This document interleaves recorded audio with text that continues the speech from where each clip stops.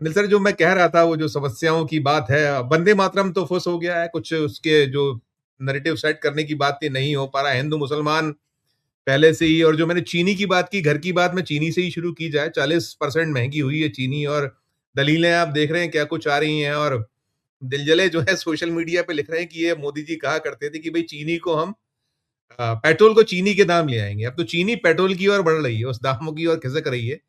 और ये कहीं एथनॉल को लेकर कह रहे हैं कि वो तो गन्ने की फसल खराब हो गई, कहीं वो कह रहे हैं कि एल नीनो ने उत्पादन प्रभावित कर दिया, साथ में ये भी कि स्टॉक भरपूर है। लेकिन ये हो क्या रहा है सर? ये किस तरीके का द्वंद है, क्या है, चक्र क्या है अनिल सर? देखिए क्या है कि अब तो वंदे मातरम से चालू करते हैं।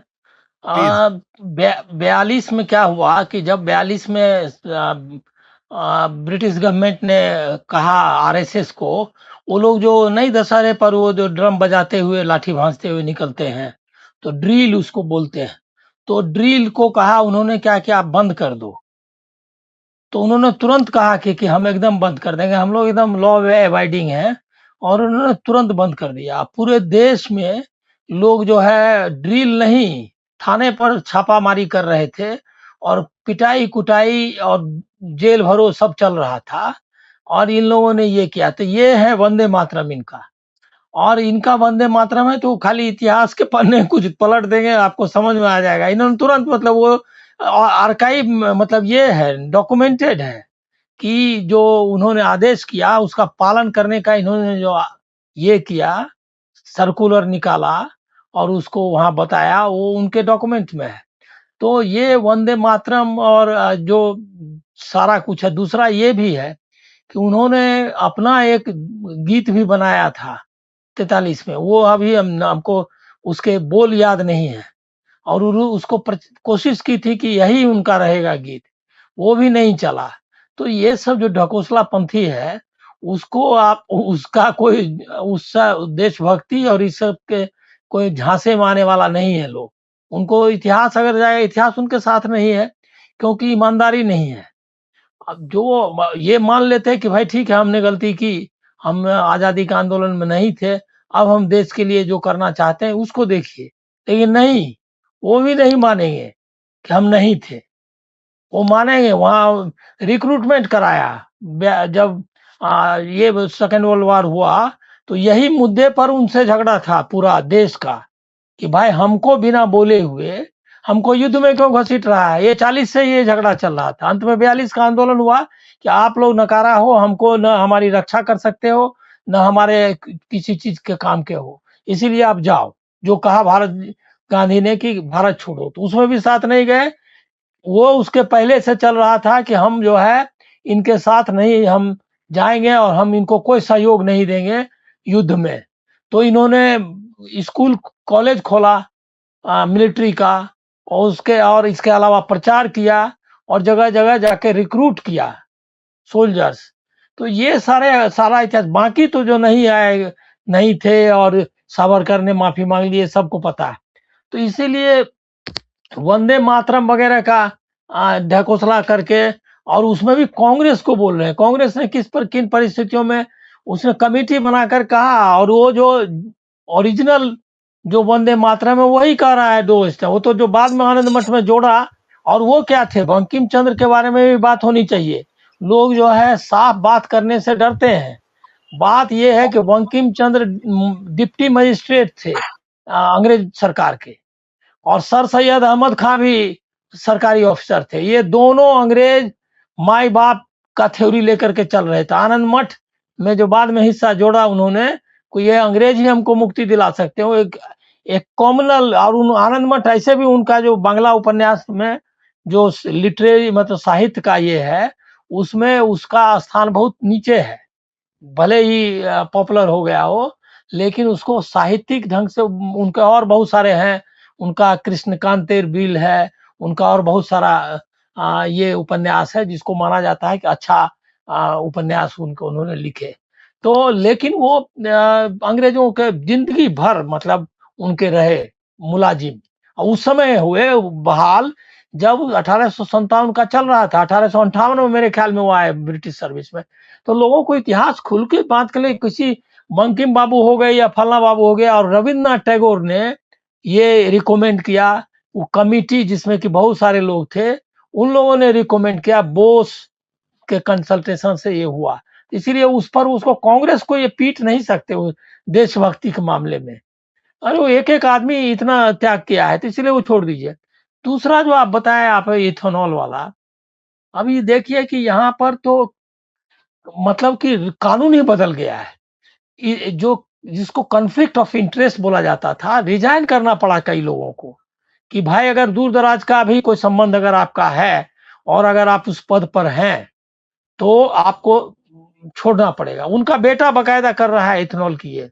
वो कह रहा है कि उसका इतना छोटा व्यापार है, उसका एक्सप्रेस में इंटरव्यू है गडकरी का, कि इतना छोटा व्यापार है कि उसका पॉलिसी पर असर नहीं होगा। अरे पॉलिसी पर असर नहीं, वो कॉन्स्टिट्यूशनल में ये है, प्रोविजन है कि आपका दूध और वो जो ओथ आप लेते हैं उसमें है कि हम न किसी द्वेष से, न किसी ये से पक्षपात से, न किसी से हम जो है ये करेंगे। तो कॉन्स्टिट्यूशनल ओथ का पक्षपात तो उसी समय हो गया कि इथेनॉल में बेटा व्यापार कर रहा है और बाप जो है नीति बना रहा है और उसको डिफेंड कर रहा है।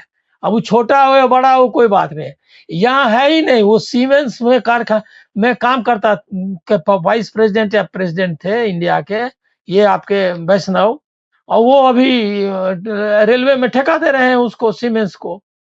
हुँ। तो अब सबका ऐसा ही है। अब पता करिए जितने ये मिनिस्टर्स हैं, उनका क्या इंटरेस्ट है। वो पहले उनका अगर दूर-दराज का भी इंटरेस्ट है, तो वो पद नहीं ले सकता था। अब तो बाकायदा हमको लग रहा है कि इवन आप एमपी नहीं के पद, लाभ का पद का कहा जाता है। वो जी, जी, लाभ जी। का पद नहीं ले सकते अगर दूसरा पद है। डायरेक्टर बना हुआ मेरे ख्याल में कई ये क्या कहते हैं एमपीज़, या नहीं तो उनकी पत्नी डायरेक्टर है, इस टाइप से। मतलब धंधा और ये सब चंदा सब चालू। तो इसीलिए इसीलिए इसमें आपको कोई किसी तरह से ये जो मोरल आप कहते हैं कि क्या प्रॉब्लम क्या है? प्रॉब्लम है मोरल का। नैतिकता जो है किसी भी मुल्क को चलाने के लिए सबसे ज़रूरी चीज़ होती है। अब नैतिकता कहाँ से आएगी? नैतिकता कैसे आएगी? प्रधानमंत्री आपका सबको मालूम है कि अडानी जी के लिए कुछ भी करने के लिए तैयार हैं। उसके लिए विदेश से लेकर के देश में जो भी होगा लेंगे। उसके बाद मालूम है आपको कि हिंदू राष्ट्र के लिए के नाम पर पॉलिसी क जे ऐसी-तैसी कर रखी है, फॉरेन पॉलिसी की। इज़राइल के साथ दुनिया का कोई देश खड़ा खड़ा नहीं है अमेरिका छोड़ के। अमेरिका भी बार-बार वहाँ वहाँ के लोग और वहाँ की पॉलिसी में ये बार-बार होता है कि नहीं, नहीं, नहीं ये नहीं चलेगा। उसके बाद वहाँ जाकर के किस तरह से बोला है क्या कि यहीं तक नहीं, यहाँ से आगे तक आपके हम समर्थन में खड़े हैं। बियॉन्ड क्या बोले हमको याद नहीं आता, कि मतलब कि ये से धरती से लेकर आसमान तक हम इज़राइल के साथ खड़े हैं और ये फादरलैंड, मदरलैंड के बोल कर के चले आए। तो ये आप सोचिए कि अब आप आपका मोरल स्टैंड ही नहीं है, इसीलिए कि आपको एक मुसलमानों के खिलाफ यहाँ पॉलिसी बनानी है और लोगों को दिखाना है कि आप मुसलमान।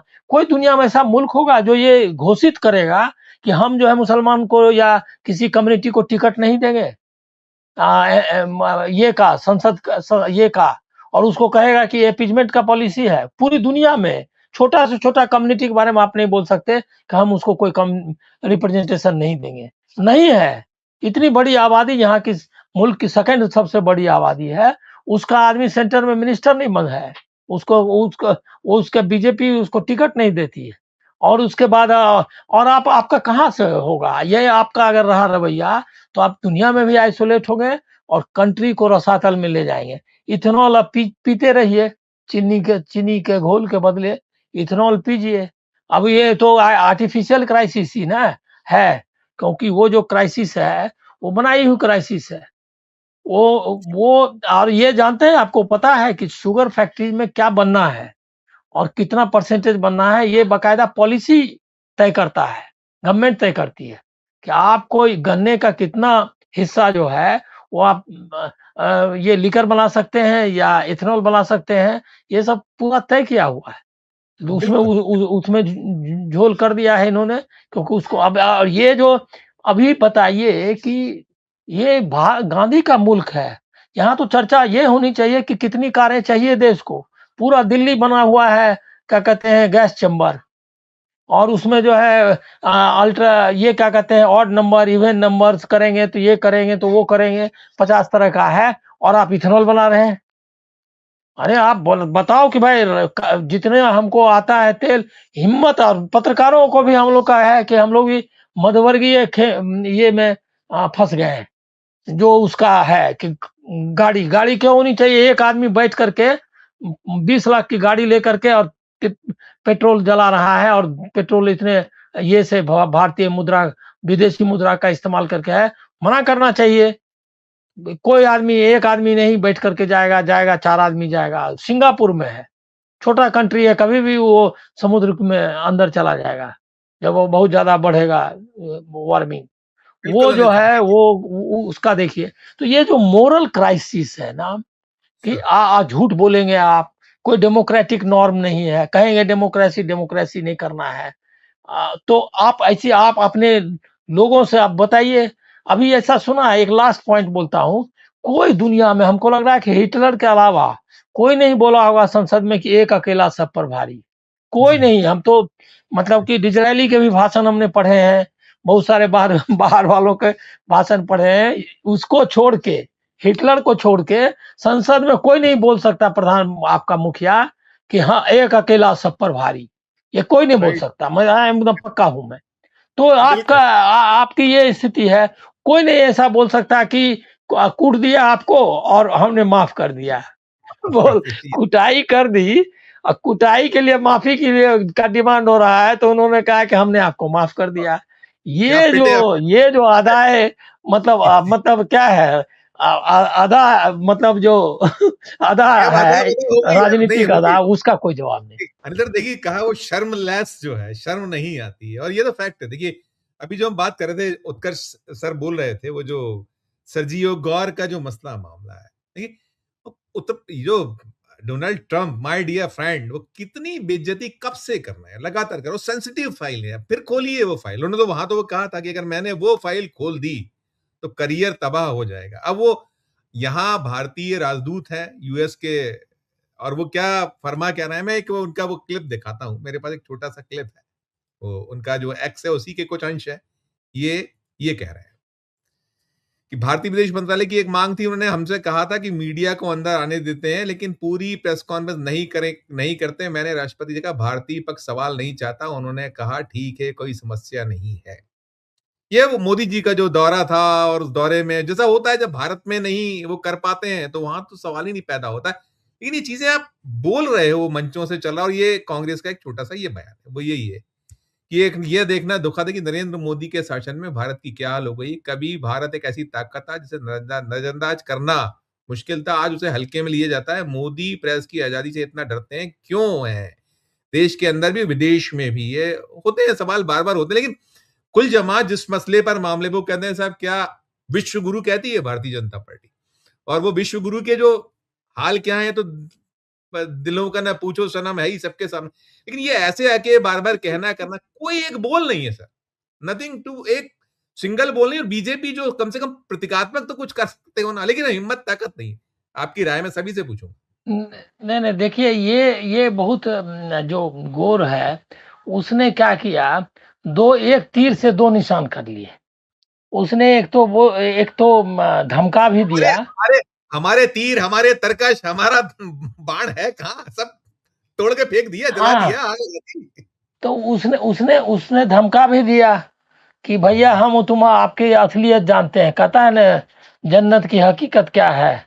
तो वो हकीकत बता दी उन्होंने, मोदी जी की हकीकत क्या है। एक बात जान लीजिए कि वो बहुत मतलब कोई भी एम्बेसडर जो है वो इस तरह से, जिस तरह से वो गोर यहाँ पर कर रहा है, उस तरह में कोई अगर किसी जिस देश का कोई सम्मान रहेगा तो वो डर के मारे करेगा ही नहीं, क्योंकि एम्बेसडर बिना आपकी मर्जी के नहीं रह सकता। ये नहीं है कि अमेरिका ने तय किया इनको एम्बेसडर बनाना और ये जो मन में आए करें, तुरंत उनको बुला के बता सकता है कि भाई आप ये ना बंद करो। लेकिन वो तो घूम रहा है असम के चीफ मिनिस्टर के प्रेस ये में क्या कहते हैं शपथ ग्रहण में जाता है। वो जो है यहाँ ये सेना के कमान से मिलता है। वो तो एकदम छुट्टा अपना चल रहा है और स्टेट्स के ये में और बताता है कि कहाँ से आप तेल खरीदेंगे, खरीदने वाले हैं। तो वो सारा वो कर रहा है इसीलिए कि आपका देखिए भारतीय विदेश नीति की हालत इतनी खराब हो चुकी है जिसका कि कोई उसका कोई उपाय नहीं है, वो करेगा ही। वो सबसे बड़ी बात तो उसने इसको लेके कर दी कि जो मीडिया का हाल बता दिया कि सब जो है सो हम लोग बोलते रहते हैं, उसने बता दिया। अब बता दिया, अब मीडिया वाला ज़रा उनको बोले तो मीडिया देखिए कैसी घिघी बंधे हुए कोई बोल रहा है क्या कि गोर ने क्यों ऐसा कहा? आज यही बात अगर हम लोग बोलते हैं तो कैसे लड़ने लगता है या वो क्या कहते हैं राहुल गांधी बोलते हैं, तो कैसे ये मीडिया जो क्योंकि मोरल स्ट्रेंथ नहीं है। मीडिया भी क्या करेगा? अब बताइए कि देखिए दोनों बातें दुखद है। मैं इसको इसको इस गोर जिस तरह से बोला है, ये पूरे राष्ट्र के सम्मान की बात है। एग्ज़ैक्टली, लेकिन एग्ज़ैक्टली। उसका खंडन कैसे आया है? खंडन आया है उससे, क्या कहते हैं सूत्रों के हवाले से। हाँ, वो ये हाँ, वो ये वो ये कह रहे हैं वो वो ये कह रहे हैं नहीं, ये नहीं तो खंड परिपाटी ये परंपरा है, ये नहीं, परिपाटी नहीं खंडन नहीं, नहीं खंडन नहीं आई, पुष्टि आई है। उसने हमने कहा कहा ये कि ये तो परंपरा है और हम लोग कहते हैं, इसका मतलब हमने कहा था।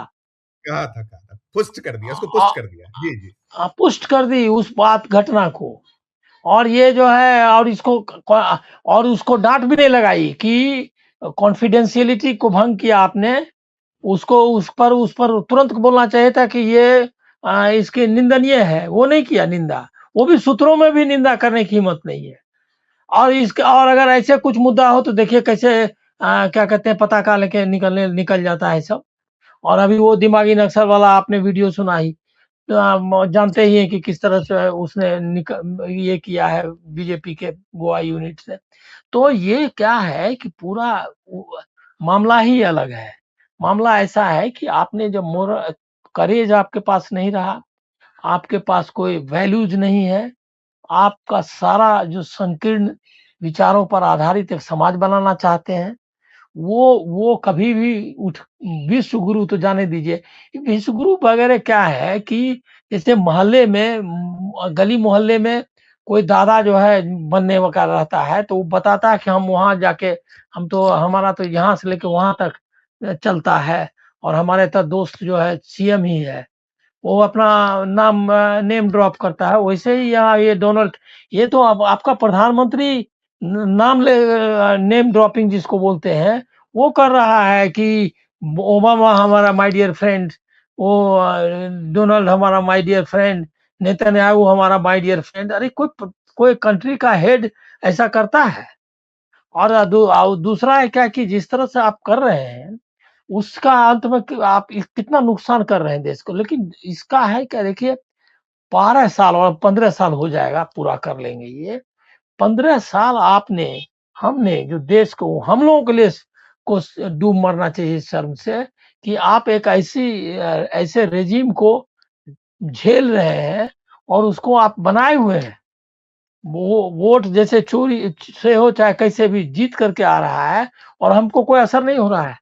हमको तुरंत समझना चाहिए क्या कि ये लोग क्या करेगा। चीनी और गेहूं और प्याज छोड़ दीजिए। अरे मुल्क को कहाँ ले जा रहे हैं आप? एक कंट्री नहीं है अभी इंडिया पूरे वर्ल्ड में जो आपके साथ है। एक कंट्री नहीं, मतलब कि कोई नहीं। उन्हें इजराइल छोड़ के, इजराइल भी जी, क्या है वो आपको ब्लैकमेल कर रहा है। वो सब जगह बिल्कुल, नाम ले रहा है आपका कि देखिए हमारे साथ हिंदुस्तान है। और उससे बिल्कुल। साथ रहने का क्या मतलब है? कुछ कुछ जो डिफेंस व्यापारी हैं और इंडस्ट्रियलिस्ट हैं उनको फायदा पहुंचाना है, उनके लिए सामान बनाना है, उनके लिए सब सारा काम इस लिए हो रहा है। तो आपका क्या आप करके आपको बेइज्जत करेगा ही। और वो बेइज्जत कहाँ किया? बहुत अच्छी जगह में, मतलब माकूल जगह जिसको आप कहते हैं कि हाँ, इंडियन मीडिया क्या जो मीडिया हाँ इंडियन जो मीडिया का मंच है वहीं आके मीडिया वालों को भी कहा करे तुम कैसे हो बंधु?